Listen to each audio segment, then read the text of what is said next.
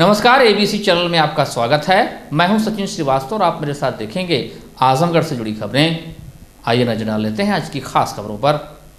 खबर के प्रायोजक हैं Kashi electric, Bhanwarnath, Azamgarh. E scooty का exclusive showroom, Dalim Sunbeam school, Mau road, Sidhari. Admission open.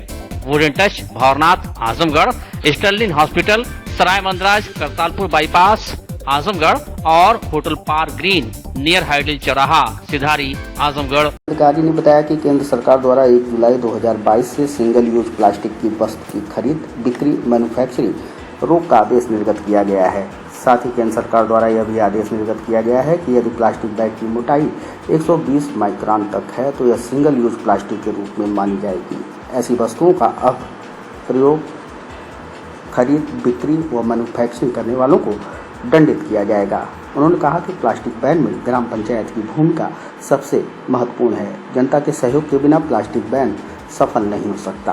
अधिकारी ने समस्त सहायक विकास अधिकारी पंचायत को निर्देश दिए कि स्वच्छ भारत मिशन ग्रामीण फेज 2 के अंतर्गत ग्राम पंचायत सामुदायिक परिसर को स्वच्छ बनाने हेतु प्लास्टिक की बिक्री, दुकानदारों से संवाद कर सिंगल यूज प्लास्टिक को एकत्र करें। आम जनता को जागरूकता रैली के माध्यम से कपड़े, जूट, कागज की थैली के लिए प्रोत्साहित किया जाए। ग्रामीण बाजारों व ग्राम पंचायतों में अन्य तत्व बिखरे हुए सिंगल यूज प्लास्टिक को एकत्रित किया जाए। उपरोक्त गतिविधियों को संचालित करने के लिए ग्राम पंचायत बाजारों में सफाई कर्मियों की टोली लगाकर पॉलिथीन को एकत्रित कर बोरे में भरना व ग्राम पंचायत स्तर, न्याय पंचायत स्तर के किसी अप्रयुक्त शासकीय भवन के परिसर में इसे इकट्ठा किया जाना है।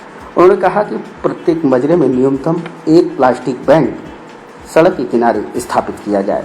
आरटीई के तहत प्रवेश एवं शुल्क प्रतिपूर्ति के चलते उत्पन्न हुई समस्याओं के निराकरण को लेकर सोमवार को वित्त विहीन विद्यालय प्रबंध संगठन ने जिलाधिकारी को अपना ज्ञापन सौंपा। संगठन का कहना था कि आरटीई के अंतर्गत प्रतिवर्ष विद्यालयों में कक्षा के अनुरूप 25% प्रवेश लिया जाता है, परंतु उसकी शुल्क प्रतिपूर्ति विगत 3 वर्षों से नहीं हो रही है।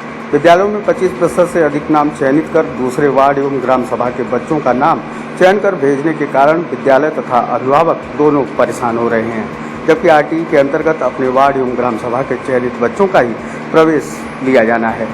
शुल्क प्रतिपूर्ति भुगतान न होने के कारण विद्यालय में कई समस्याएं उत्पन्न हो रही हैं। कोविड के कारण विद्यालयों की स्थिति पिछले 2 वर्षों में बहुत ही दयनीय हो गई है, जिसके कारण विद्यालयों के बिजली का बिल, अध्यापकों का वेतन आदि देने में कठिनाई का सामना करना पड़ रहा है, जिससे शिक्षा व्यवस्था प्रभावित हो रही है। इस दौरान वित्त विहीन विद्यालय प्रबंधक संगठन ने विद्यालयों की शुल्क प्रतिपूर्ति का भुगतान किए जाने, दूसरे वार्ड और ग्राम सभा तथा 25% से अधिक बच्चों के चयन पर रोक लगाए जाने की मांग की। जिलाधिकारी से मिलने आरटी के संबंध में, आरटी में वर्तमान समय में बहुत ज़्यादा एडमिशन, जैसे विद्यालयों को जो उनकी छात्र संख्या के अनुरूप एडमिशन 25% मिलना चाहिए था, एक तो उससे ज़्यादा एडमिशन मिल जा रहे हैं, जिसके कारण जब विद्यालय उससे ज़्यादा एडमिशन लेने से मना कर रहे हैं, अभिभावक का नाम लिस्ट में आ रहा था, रोज़ विद्यालयों पे एडमिशन को लेकर के जो दिक्कतें खड़ी होती हैं, पेरेंट्स से विवाद होते हैं। तो हम लोगों का ये कहना था जिलाधिकारी से कि जो हम लोगों की छात्र संख्या उसके अनुरूप जो है 25% ही बच्चों का नाम विद्यालय में भेजा जाए। दूसरे उसमें आरटी में एक लॉ है कि आप अपने वार्ड या अपने ग्राम सभा के बच्चों का ही एडमिशन करेंगे, जबकि अधिकतर बच्चे उसमें ऐसे सेलेक्ट होकर के आ रहे हैं जो दूसरे वार्ड से हैं, बहुत दूर दूर से हैं। वो उनका प्रमाण पत्र तो 1 लाख के नीचे का है, लेकिन वो गरीबी रेखा में आकर के फिर वो कहते हैं कि हमारा बच्चा बस से आएगा, बस का फीस उनको देने को पैसा है, लेकिन जो स्कूल के बच्चे की फ़ीस देने को है उसका पैसा नहीं है। तो हम लोगों का ये था कि जो जिलाधिकारी जी से कि बीएससी साहब को आदेश करें कि जिस गांव या जिस वार्ड में विद्यालय स्थित है उसी गांव या उसी वार्ड के बच्चों का चयन हमारे विद्यालय पर करें। तीसरा यह था कि हम लोगों को कोरोना काल से ही 2020 से ही अब तक जो है 3 वर्ष हो गया, आरटी का कोई भुगतान नहीं हो पाया। कोरोना काल में वैसे भी विद्यालयों की स्थिति बहुत दयनीय थी। अब भुगतान न होने के कारण जो है तरह तरह की विद्यालयों में समस्या उत्पन्न हो रही है। बिजली के बिल नहीं पेड हो पा रहे हैं, चूँकि इस समय आरटी के बच्चों की संख्या लगभग विद्यालयों में 100 के आसपास सबके पास हो गई शहरों में। तो अब वह जो है टीचर्स का पेमेंट हुआ, बिजली की बिल हुई या अन्य तरह के खर्चे जो विद्यालयों में हैं उनका भुगतान न होने के कारण उससे समस्या हो रही है, जिससे शिक्षण कार्य प्रभावित हो रहा है। तो हम लोगों को ये भी था कि आप बीएससी साहब से निर्देशित करें कि वो हम लोगों का बजट जो भी बनता है जनपद का उसे बना करके परियोजना कार्यालय को भेज करके मंगाएं और हम लोगों का भुगतान करें, जिससे विद्यालय की जो एजुकेशन व्यवस्था है वो सुचारू रूप से संचालित हो सके। कुछ आरटीओ से भी संबंधित ट्रांसपोर्ट की समस्या है कि 4 चक्के की जो छोटी गाड़ियां हैं, मैजिक है, हमारी वैन है, इसको जो आ रहा बार बार की जो है ये बच्चों को ढोने के लिए नहीं चलेगी। तो सर से हम लोग का नाम था कि चूँकि शहर में, हमारे छोटे शहर में ट्रैफिक की समस्या है, अगर बड़ी गाड़ियां ही चौक से लेकर के हर जगह दौड़ने लगेंगी तो निश्चित रूप से ट्रैफिक जाम हो जाएगा और शहर जो है जाम से जूझता रह जाएगा। दूसरे है कि हर पेरेंट्स चाहता है कि उसका बच्चा उसके दरवाजे से उठे। बड़ी गाड़ी कोई उनकी गली में जा नहीं सकती, छोटी गाड़ियां उनके दरवाजे तक पहुंच जाती है, जिससे वो दरवाजे से बच्चों को उठा करके सुरक्षित लेकर के विद्यालय लाती हैं और फिर उनका बच्चा सुरक्षित विद्यालय से उठ करके उनके घर पे पहुंच जाता है। तो ये जो छोटी गाड़ियां हैं उनको जो भी रूल रेगुलेशन लागू हो परिवहन विभाग का कि बच्चों को ढोने के लिए, उन सारे रूल रेगुलेशन को विद्यालय पूरा करने को तैयार है। उसको पूरा करा करके उसको परमिट बना दें, अगर कोई टैक्स है अलग से तो उस टैक्स को जमा करा लें और हमें अनुमति दें कि हम उन छोटी गाड़ियों से बच्चों को उठा सकें। महिलाओं के साथ मारपीट का यह जो वीडियो आप देख रहे हैं वह अतरौलिया थाना क्षेत्र के चकदर्शन गांव का है। बता दें कि थाना क्षेत्र के चकदर्शन गांव में जमीन को लेकर 2 पक्षों में विवाद था, जिसमें बृजराज पांडे द्वारा अपनी जमीन पर निर्माण कार्य कराया जा रहा था कि विपक्षी अशोक पांडे द्वारा निर्माण कार्य रोका गया। दोनों पक्षों को थाने पर बुलाया गया, दोनों पक्ष थाने पर पहुंचे भी थे। वहीं पीड़ित बृजराज पांडे ने बताया कि जब हम थाने पर पहुंचे तो विपक्षी अशोक के घर वाले वेद प्रकाश, राहुल, राधे मोहन आदि लोग घर में घुसकर महिलाओं व लड़कियों के साथ छेड़खानी करते हुए उन्हें मारा पिटा व लड़कियों के कपड़े फाड़ दिए और गलत जगह पर हाथ लगाया, जिसके संदर्भ में उनकी पुत्री विभू ने अतरौलिया थाने में तहरीर दी, किंतु विपक्षी भाजपा नेता के दबाव में अतरौलिया थाने में दबाव बनाकर तहरीर बदल दिए और सिर्फ मारपीट का मुकदमा दर्ज कराया, जिससे क्षुब्ध होकर पीड़ित ने सोमवार को एसपी दरबार पहुंचकर न्याय की गुहार लगाई। इस संदर्भ में थानाध्यक्ष ने बताया कि पीड़ित की तरफ से तहरीर प्राप्त हुई थी, तहरीर के आधार पर मुकदमा दर्ज किया गया है। पीड़ित के आरोप पर बताया कि जो भी तथ्य सामने आएगा विवेचना के दौरान आगे धाराएं बढ़ा दी जाएंगी। हमारे घर बन रहा है, हमारे जमीन पे लोग आके कब्जा किए हैं, 3 बार पिलर उखाड़ दिए, चौथे बार हम लोग गए तो हम लोग को मारने जुट गए, फिर घर में घुस के मारे हैं। उनका नाम है अशोक पांडे और राहुल पांडे, राधे मोहन पांडे, राजीव पांडे, और हमारे हाथ में भी चोट लगा, घर में छेड़छानी किए, घुस के मारे। हमारे राजू पांडे मारे हैं, अशोक पांडे और राहुल पांडे मारे, राधे मोहन मारे। नई कार्रवाई की है, साहब डांट के भगा दिए। समस्या यह है कि हमारे परिवारों में जमीनी विवाद था, आपसी बंटवारा हो चुका था। हम अपने हिस्से में अपना मकान बनवा रहे थे, भाई लोग मने करने आए तो हमने काम रोक करके थाने पर गया। तो जब हम थाने पर गए तो बच्चियों को मारने पीटने लगे, उनके साथ बदतमीजी किए, किसी तरह से वो घर में घुस करके अपना जान बचाई। मैं थाने पर गया, जो मैं तहरीर दिया, यशो ने तहरीर बदल करके दूसरी तहरीर मुझसे जबरदस्ती लिखवा ली। कौन कौन घुसा था आपके घर में मारने के लिए? अशोक घुसे थे मारने के लिए, वेद प्रकाश घुसे थे मारने के लिए बच्चियों को, राधे मोहन, राहुल, राजीव। नेता भी है वो? हाँ, भाजपा के नेता भी हैं। भाजपा इधर उधर घूमते हैं, दलाली करते हैं। वो गोली मारने को कहते हैं। नहीं, और क्या कहते हैं कि जमीन के बारे में? हाँ, जमीन के बारे में कहते हैं, इसको हम जबरदस्ती अवैध कब्जा करेंगे।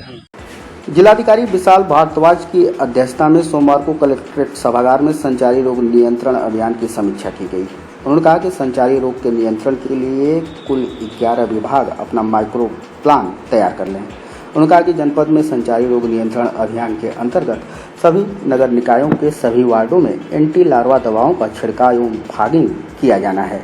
जिलाधिकारी ने जिला मलेरिया अधिकारी को निर्देशित किया कि डेंगू पाए जाने वाले स्थानों को चिन्हित कर दवाओं का छिड़काव सुनिश्चित करें। उन्होंने कहा कि 1000 से 1500 की आबादी वाले क्षेत्रों में आसानी से एंटी लार्वा का छिड़काव कराया जाए। जिलाधिकारी ने सहायक जिला पंचायत राज अधिकारी को निर्देश दिया कि ग्रामीण क्षेत्रों, गड्ढे, तालाबों और जहां पर भी जल जमाव होता है ऐसे स्थानों पर एंटी लार्वा दवाओं का छिड़काव सुनिश्चित हो। उन्होंने कहा कि सभी प्राथमिक स्कूलों के आसपास तथा सभी CSC, PSC के आसपास सफाई अभियान चलाकर दवाओं का छिड़काव सुनिश्चित किया जाए। उन्होंने कहा कि किसी भी कीमत पर जनपद में वेक्टर जनित एवं जल जनित बीमारियों को पनपने नहीं देना है। उन्होंने कहा कि जल निगम विभाग से समन्वय स्थापित कर खराब हैंडपंपों की मरम्मत करना सुनिश्चित हो। उन्होंने कहा कि कृषि विभाग सभी ब्लॉकों में संचारी रोग नियंत्रण के लिए अभियान चलाकर आम जनमानस को जागरूक करे। नगर के नरौली क्षेत्र स्थित एक प्राइवेट हॉस्पिटल के डॉक्टर पर लापरवाही का आरोप लगाया गया है। लापरवाही का आरोप अजमतगढ़ निवासी अनिल कुमार और आशीष कुमार कन्नौजिया ने लगाया है। उन्होंने बताया कि उनके पिता के पेट में दर्द था, जबकि डॉक्टर ने जांच उपरांत उन्हें हृदय की दिक्कत बताई। 4 जून को उन्हें भर्ती कराया गया था, जिसके बाद उनका हार्ट का ऑपरेशन कर दिया गया। बाद में पता चला कि पेट में ही दर्द के कारण उन्हें समस्या उत्पन्न हुई थी। हार्ट का ऑपरेशन गलत तरीके से किया गया। डॉक्टर की इस लापरवाही के चलते उनके पिता की मृत्यु हो गई।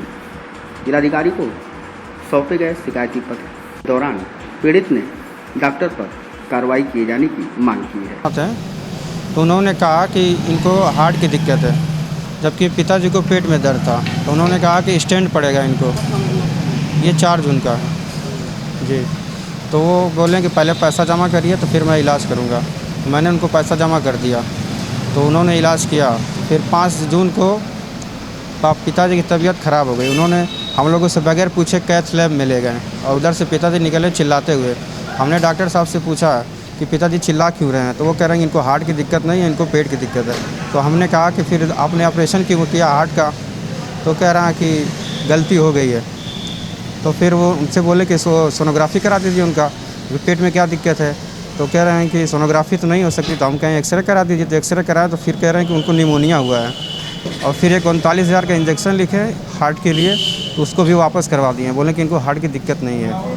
यही हमारी समस्या है। हम ये सोच रहे हैं कि उनके ऊपर कार्रवाई हो, जांच किया जाए कि क्या उनकी गलती है। और 6 जून को पिताजी एक्सपायर हो गए मेरे जी। मतलब डॉक्टर की लापरवाही हुई है।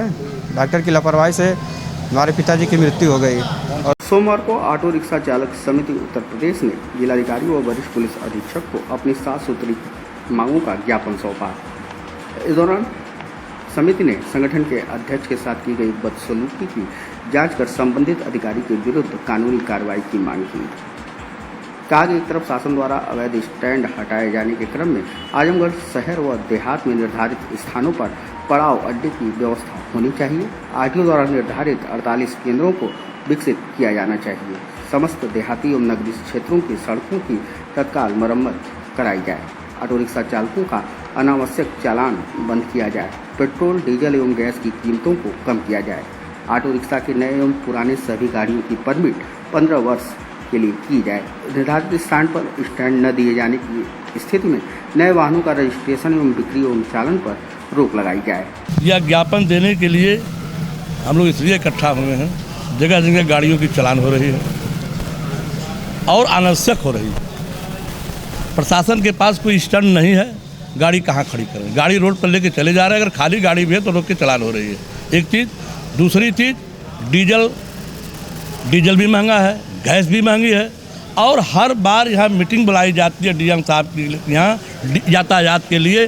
बार बार बताया जाता है कि इस क्षेत्र में सड़क में गड्ढा है, वो नहीं मुक्त होता है। सड़क किनारे वो क्या नाम है, पोल है बिजली का, वो भी नहीं आज तक हटाया गया। मैं समझता 2 साल हो गया, हर मीटिंग में रखा जाता है। पांडे बाजार में है ऐसा। दूसरी तरफ अवैध वसूली, जो मुख्यमंत्री साहब का जो आदेश था कि अवैध वसूली बंद कर, दूसरी तरफ अवैध वसूली का नाम लिया जाता, अवैध वसूली जारी है। काशी गोमती ग्रामीण निधि लिमिटेड की नई सौगात। Kashi electric Shri Gandhi Gurukul inter college Bhawarnath के सामने इलेक्ट्रिक स्कूटी का भव्य शोरूम। पेट्रोल का खर्चा जाइए भूल, तय करिए कम बजट में पोल्यूशन फ्री लंबा सफर। देश में इलेक्ट्रिक स्कूटी की सबसे अनुभवी कंपनी हरियाणा की विनिंग फ्यूल्स मोबिलिटी की स्कूटी में मिलेगा आपको लो speed, high speed scooty, super comfort, sustainable seat के साथ अच्छी लाइटिंग फीचर्स। सुनहरा अवसर, खरीदें ई स्कूटी और पाएं निश्चित उपहार। ई स्कूटी की अपार सफलता के बाद जल्द आ रहा है electric bike. Sterling hospital Sarai Mandraj Kartarpur bypass Azamgarh. Doctor AK Tripathi, sugar, BP, thyroid, gastrology, हृदय रोग, गुर्दा रोग, मानसिक रोग, न्यूरो रोग विशेषज्ञ। डॉक्टर सोनल पाटिल, स्त्री प्रसूति एवं बाजपन रोग विशेषज्ञ डॉक्टर डी.के. पटेल, दमा, टीबी, COPD, खांसी में खून आना, फेफड़े में पानी मवाद, निमोनिया, स्टोफीलिया, खर्राटे आना, फेफड़े का कैंसर। सुविधाएं ICU, ECG, pathology, private ward, general ward, सुसज्जित ऑपरेशन थिएटर, इमरजेंसी सेवा 24 घंटे उपलब्ध। Dalim Sunbeam school, Tiwaripur, Mau road, Azamgarh. Admission open for new session, play group to class 9। Special features, smart class available, science, computer lab and library, indoor and outdoor sports facilities, experienced teachers, monitoring with CCTV camera, transport facility. Give your child a quality education. Dalim Sunbeam School, Tiwaripur, Mau Road, Azamgarh. Wooden touch Bhanwarnath Azamgarh, a complete hardware store. हमारे यहाँ branded plywood, flush door, designer door, PVC door, formica, fancy hardware, kitchen की chimney एवं modular kitchen की exclusive range उपलब्ध। अपने आशियाने में लगाइए 4 चांद, पहुंचिए wooden touch Bhanwarnath Azamgarh. Hotel park green hydel चौराहा, सिधारी, आजमगढ़। स्वच्छ और आरामदायक AC and non AC rooms, 24 hour room service, north Indian, south Indian, Chinese, Italian, veg and non veg लजीज और जायकेदार व्यंजन उचित रेट पर उपलब्ध। शादी, विवाह, engagement, marriage anniversary, birthday party के लिए लार्ज बैंक्वेट हॉल, मीटिंग और सेमिनार के लिए कॉन्फ्रेंस हॉल। आपकी खुशियों में लगाए 4 चांद। होटल पार्क ग्रीन हाइडल चौराहा, सिधारी, आजमगढ़।